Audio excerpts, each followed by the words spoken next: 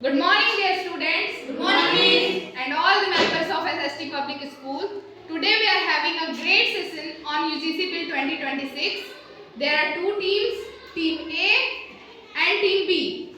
Team A is in favor and Team B is against. So let's start. Good morning all of you. My name is Arnav from class A. So today I am here to say some words about UGC Bill 2026. I will say all the advantages of UGC Bill 2026 that I can possibly think. Here I have three teammates, Satvik, Alham and Harsha. Good morning all of you. My name is Shan Sadhu and I am here to present or discuss about the disadvantage of UGC Bill 2026. I have 4 teammates. First Shivani, second Ragni, third Aryan and fourth Jasmine. तो सबसे पहले मैं बताऊंगा कि UGC bill होता क्या है।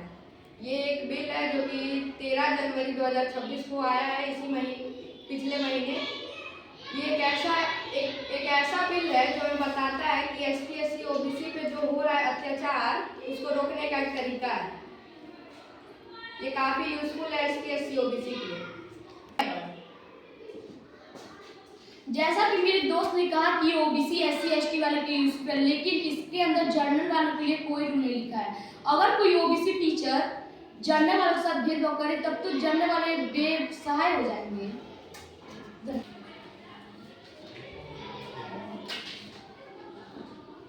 जैसा कि मेरी विपक्षी टीम ने कहा है कि जनरल वाले बेसहाय हो जाएंगे और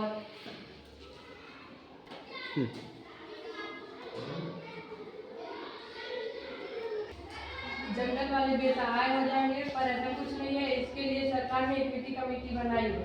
धन्यवाद। स्टार्ट।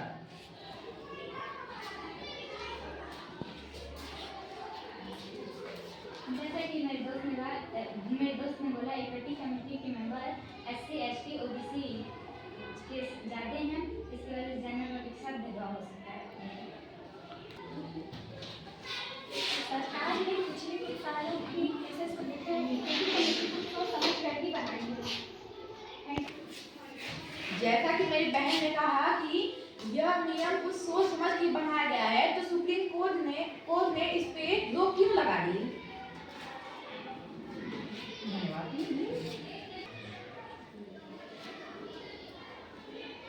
रोक लगाए ये बात सही है, जैसा कि मेरे दोस्त ने कहा रोक लगाए ये बात सही है, लेकिन सिर्फ 2 महीने के लिए रोक लगाए। इसलिए रोक लगाए क्योंकि जनरल वाले बहुत ज़्यादा प्रोटेस्ट करने लगे थे, और जब रोक लग गया उसके बाद दिल्ली यूनिवर्सिटी से एसटी एससी ओबीसी वाले बच्चे प्रोटेस्ट पे निकल गए थे। जब ये हम लोग एसटी एससी ओबीसी वाले बच्चे कह रहे थे, जब ये हम लोग के लिए न्याय के लिए बना है, तब इस पे रोक क्यों? धन्यवाद।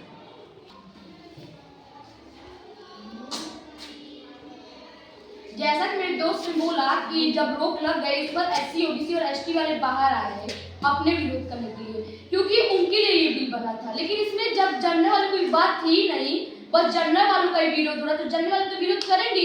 इस हिसाब से इस बिल को रोकना ही सही था। जैसा कि मेरे दोस्त ने कहा कि जनरल वालों के लिए कोई भी स्पेशल पॉइंट्स या फैसिलिटी नहीं है, ये इसने बिल्कुल भी सही कहा। लेकिन मेरी टीम वाले पहले भी कह चुके हैं कि सुप्रीम कोर्ट जांच करके ही भेजेगी, और एसटी एससी के लिए 5 इक्विटी कमेटी बनाई गई है। जैसे पहला इक्वल अपॉर्चुनिटी, जिससे सबको बराबर का अधिकार मिले, जनरल वाले ज़्यादा ऊपर न जाए। और दूसरा इक्विटी स्क्वाड, ये देखिए एसटी एससी ओबीसी के साथ भेदभाव ना हो। तीसरा इक्विटी हेल्पलाइन, जो कि 24/7 रहेगी, आप फोन करके अगर किसी के साथ भेदभाव हो रहा है तो आप फोन करके सुलझा सकते हैं। और चौथा इक्विटी एम्बेसडर, ये बच्चों में घुल मिलकर उनके साथ दोस्ती करेगा और उनसे जानेगा कि अगर उनके साथ कोई भेदभाव हो रहा है तो उस पर कड़ी से कड़ी निगरानी रखी जाएगी। जैसा कि मेरे दोस्त ने बोला कि इक्विटी बनाई गई है, लेकिन इससे तो भेदभाव भी हो सकता है जनरल वालों के साथ। यदि सरकार को ओबीसी एससी वालों को आगे करना ही था तो कमेटी के द्वारा भी तो भेदभाव हो सकता है, और जब सरकार को भेदभाव मिटाना ही था तो रिजर्वेशन हटाते हैं। ऐसा क्यों किया उन्होंने? तो सबसे पहले मैं बता देता हूँ कि भेदभाव क्या होता है।